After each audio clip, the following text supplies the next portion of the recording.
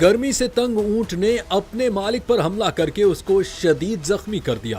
राजस्थान में एक ऊंट ने शदीद गर्मी में पूरा दिन बंधे रहने के बाद अपने ही मालिक पर हमला कर दिया।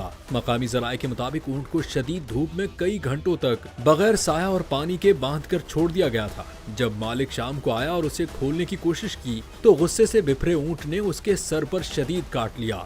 ऊंट ने मालिक को जमीन पर गिराकर कई बार दांतों से काटा। मालिक को तशवीशनाक हालत में अस्पताल मुंतकिल किया गया। ये वाकया न सिर्फ जानवरों के फितरी रद्द-ए-अमल को जाहिर करता है बल्कि ये भी सबक देता है कि पालतू जानवरों को भी मुनासिब ख्याल और तहफ़्फ़ुज़ देना जरूरी है। माहिरीन ने खबरदार किया है कि शदीद गर्मी में जानवरों की देखभाल में गफलत खतरनाक नताइज ला सकती है।